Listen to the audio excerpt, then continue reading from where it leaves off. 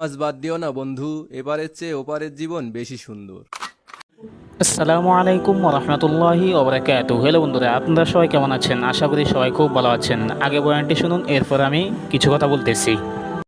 আব্দুল কাদের জিলানী কই, বাবা গো, ও বাবা, আমি আব্দুল কাদেরের বেলায়েতে শক্তির দ্বারাই 6টা কন্যারে ছেলে বানাইছি। মারের উপরে কোনো ওষুধ নাই। ওমাগো, এটা কি কইলো?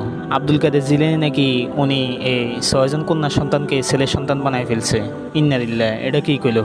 আচ্ছা হুজুর, সামনে কোন। আমার গাছে পাকো দেখছো, ডিমটা বাঁচতেছে। ডিমটা যদি না বাঁচতো, এটা থেকে একটা বাচ্চা হইতো, বাচ্চা থেকে আবার বড় হইতো, বড় হয়ে আবার ডিম দিত, কতই না ভালো হইতো। এই কথা বলতে দেরি সাথে সাথে বাজা ডিম তাজা বাচ্চা হইয়া গরম তাওয়ার মধ্যে সেউ সেউ করতেছে। মারের উপরে কোনো ওষুধ নাই। যদি আপনারা না বুঝে থাকেন তাহলে আমি আবারও বলতেছি, আব্দুল কাদের জিলানী নাকি উনি একটি বাজা ডিমের দিকে দেখতেছিলেন আর চিন্তা করতেছিলেন যে ডিমটা যদি না বাঁচতো তাহলে এই ডিমটা একটা বাচ্চা দিত, আর বাচ্চাটা আবার ডিম দিত, আবার ডিম থেকে আবার বাচ্চা হতো। তো ওই হঠাৎই ওই বাজা ডিমটা মুরগি হয়ে গেছে। আচ্ছা হুজুর, সামনে বলেন।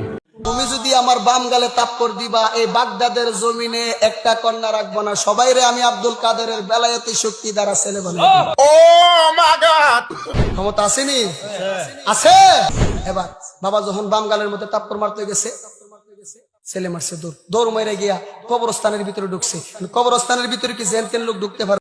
আব্দুল কাদের জিলানী রহমতুল্লাহ আলাই উনি ওনার জমানার যুগশ্রেষ্ঠ আলেম ও বুজুর্গ ছিলেন এবং তিনি আল্লাহ তাআলার ওলি ছিলেন। তিনি কখনো শিরকে লিপ্ত হন নাই, কিন্তু তিনার ওই যুগের কিছু শাগরেদ এবং বর্তমানের কিছু শাগরেদ তারা তিনাকে খোদার পর্যায়ে নিয়ে গিয়ে শিরকে লিপ্ত হয়েছে তারা। নাউজুবিল্লাহ। আমরা এসব মাজার ফুজারি এবং বন্ড যারা আছে, যারা শিরকে লিপ্ত হয়, তাদের থেকে আমরা বেঁচে থাকব এবং এদেরকে আমরা বয়কট করব। আর ভিডিওটি যদি ভালো লেগে থাকে তাহলে অন্যকেও শেয়ার করে দিন আর আপনার মতামত কমেন্ট বক্সে জানিয়ে দিন। তো দেখা হবে অন্য কোনো ভিডিওতে। আসসালামু আলাইকুম রহমতুল্লাহ বারাকাতুহু। আল্লাহ হাফিজ।